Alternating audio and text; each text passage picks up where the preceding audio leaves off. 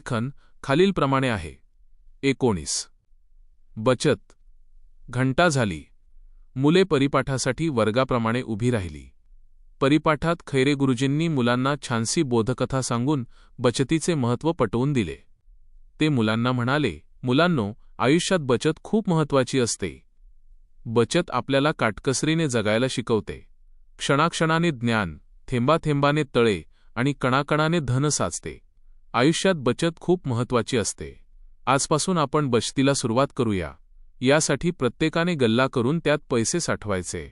ज्याचे पैसे सर्वांत जास्त होतील त्याला वर्षाच्या शेवटी बक्षीस देऊ. सर्व मुलांनी आनंदाने टाळ्या वाजवल्या. वर्गात गेल्यावर प्रत्येकाची त्याच विषयावर चर्चा सुरू झाली. प्रत्येकजण बचतीचे नियोजन करू लागला. स्वर्णिम हुशार होता. त्याने वर्षभर बचत करून प्रथम क्रमांक मिळवण्याचा निश्चय केला. शाळा सुटल्यावर सायंकाळी आनंदातच उड्या मारत तो घरी आला. त्याने प्रथम आजोबांना खैरे गुरुजींनी जाहीर केलेल्या बचतीच्या स्पर्धेबद्दल सांगितले. आजोबांनाही खूप आनंद झाला. ते त्याला म्हणाले, स्वर्णिम, या स्पर्धेत तू प्रथम क्रमांक मिळवण्याचा प्रयत्न कर. हो आजोबा, मी प्रयत्न करणार तर आहेच, पण त्यासाठी मला तुमची मदत लागणार आहे. काय मदत लागणार आहे? पैसे देऊ का? त्यावर स्वर्णिम म्हणाला, नाही आजोबा, पैसे नको. खैरे गुरुजींनी घरातल्या लोकांचे पैसे स्पर्धेसाठी चालणार नाही असं सांगितलं आहे. मग पैसे कसे जमा होणार? खाऊसाठी जे पैसे मिळतील ते साठवायला सांगितलं आहे. त्यावर आजोबा हसत म्हणाले, बरं ठीक आहे, पण मी तुला काय मदत करू शकतो? त्यावर स्वर्णिम म्हणाला, आजोबा, मला गल्ला घेऊन द्या. त्यात मी माझे दिलेले आहे. बचत केलेले पैसे ठेवीन. ठीक आहे, आजच आपण चौकातल्या दुकानातून तुला एक छानसा गल्ला घेऊ. आजोबांनी त्याला त्याच्या आवडीचा हत्तीच्या आकाराचा गल्ला विकत घेतला. गल्ला पाहून स्वर्णिम आनंदाने उड्या मारू लागला. लाल रंगाचा हत्तीच्या आकाराचा गल्ला खूपच सुंदर होता. स्वर्णिम त्यात पैसे टाकू लागला. गल्ला हळूहळू भरू लागला. स्वर्णिम खाऊचे पैसे खर्च न करता आपल्या गल्ल्यात टाकू लागला. कितीही इच्छा झाली तरी त्याने खाऊसाठी पैसे खर्च केले नाही. काही दिवसांनी स्वर्णिमचा गल्ला भरत आला.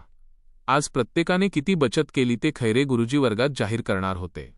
अखेर ज्या दिवसाची सर्वजण उत्सुकतेने वाट पाहत होते तो दिवस उगवला.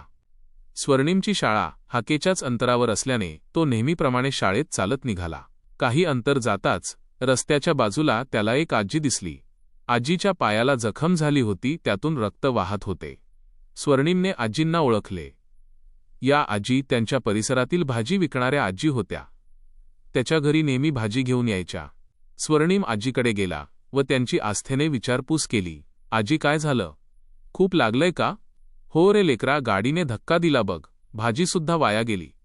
आजी, समोरच दवाखाना आहे. चला, मी तुम्हाला घेऊन जातो. अरे लेकरा, आज भाजी विकता येणार नाही. माझ्याकडे पैसे नाहीत.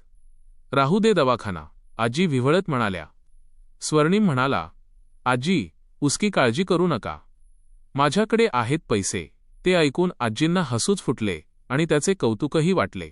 पण स्वर्णिमने आजीचे काहीही न ऐकता त्यांना उठवले व दवाखान्यात नेऊन औषध पाणी केले. डॉक्टरची फी दिली. स्वर्णिमकडे आता 20च रुपये शिल्लक राहिले. आजींचा निरोप घेऊन तो शाळेत निघाला.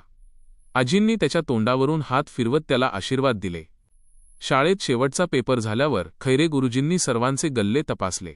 स्वर्णिमच्या गल्ल्यात 20च रुपये पाहून गुरुजींनी त्याला कारण विचारले. तेव्हा स्वर्णिमने सर्व हकीकत सांगितली. ते ऐकून सर्व वर्ग स्तब्ध झाला. गुरुजींना त्याचा अभिमान वाटला. त्यांचे डोळे पाणावले.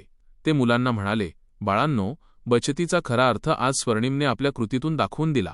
स्वतःपुरता विचार न करता स्वर्णिमने मोठ्या मनाने आजींना मदत केली. ती लाख मोलाची आहे. आपल्याला नंबर मिळावा यासाठी वर्षभर त्याने काटकसर केली.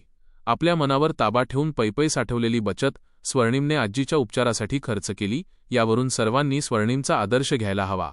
प्रथम क्रमांकाचं बक्षीस जरी त्याला मिळालं नसलं तरी आदर्श विद्यार्थी म्हणून आपण त्याला सन्मानित करत आहोत. ते ऐकून सर्व मुलांनी टाळ्या वाजवल्या. घरी गेल्यावर जेव्हा ही गोष्ट आजोबांना कळली तेव्हा त्यांनी स्वर्णिमचे तोंड भरून कौतुक केले. वजा सचिन बेंडभर. नवीन शब्द शिकूया. धन वजा संपत्ती. गल्ला वजा पैसे साठवण्याची वस्तू. स्तब्ध होणे वजा शांत होणे.